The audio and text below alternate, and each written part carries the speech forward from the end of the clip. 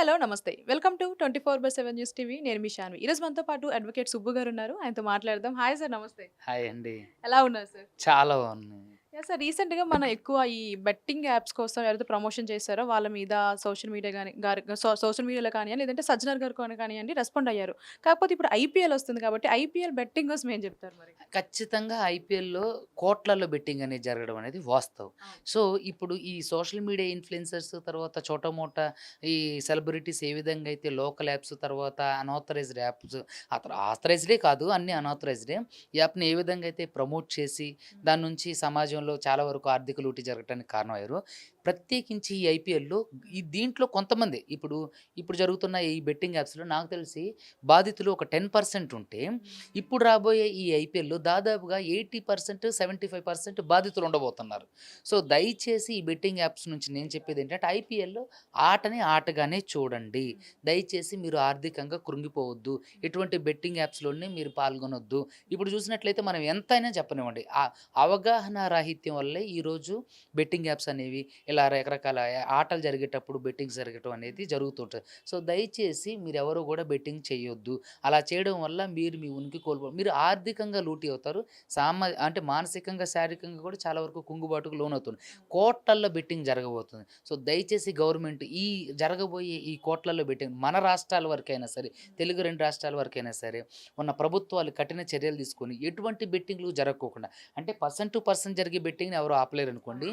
Through transaction ద్వారా గానివ్వండి, through app ద్వారా గానివ్వండి, త్రూ ఆన్‌లైన్ ద్వారా గానివ్వండి, అంటే ప్రాథమిక అంటే మొబైల్ ద్వారా జరుగుతున్నటువంటి బెట్టింగ్స్ ఏవైతే ఉన్నాయో, వీటన్నిటిని కూడా అరికట్టడానికి పటిష్టమైన చర్యలు తీసుకోండి. ఇప్పుడు ఏదైతే బెట్టింగ్ యాప్స్ వల్ల చాలామంది దాదాపుగా ఒక సంవత్సరంలో అంటే 1000 మంది చనిపోవడానికి కారణమైంది. అవును.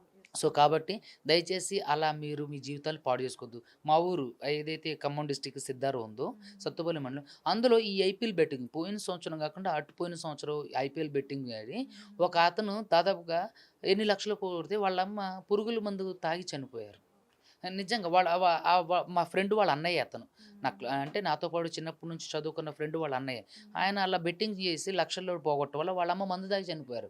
అంటే చూడండి బెట్టింగ్ అనేది మీ కుటుంబ జీవితాన్ని నాశనం చేస్తది. మీ వ్యక్తిగత జీవితాన్ని పాడు చేస్తది. మీ మానసిక ధైర్యాన్ని, అంటే సోషలైజ్డ్ జీవితాన్ని ఇది ఇంపాక్ట్ చేస్తది.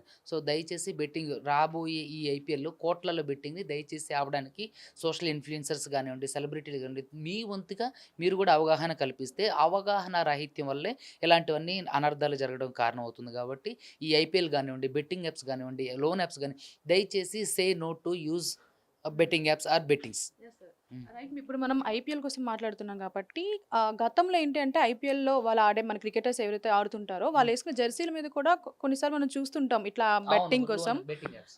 దానికోసం ఏం చెప్తారంటే ఇప్పుడు తప్పకుండా ఇది తప్పండి. అంటే మన తెలుగు 2 రాష్ట్రాల్లో కొన్నిటికి ప్రభుత్వ అనుమతులు లేవు. అవును. అంటే నార్మల్‌గా బెట్టింగ్ యాప్స్‌కి ఏటికి లేవనుకోండి. నార్త్ సైడ్ ఉన్నటువంటి బెట్టింగ్ యాప్స్‌లో ఏంటంటే అండి, కొన్ని వరకు ప్రభుత్వానికి అంటే అంటే ఇండైరెక్ట్‌గానే అనుమతులు ఇవ్వడం జరిగింది.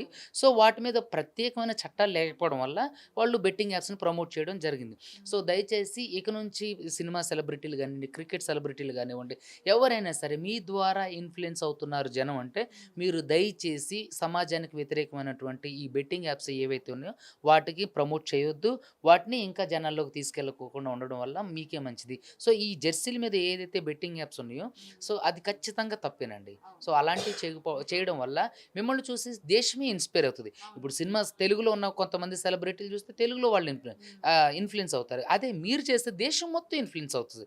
సో, దయచేసి క్రికెటర్స్‌కి కూడా నేను చేసే మనవి ఏంటంటే, మీరు ఎటువంటి ఇక నుంచి బెట్టింగ్ యాప్స్‌ని ప్రమోట్ చేయవద్దు. Yes. Right sir. Great sir. Thank you so much sir. Thank you.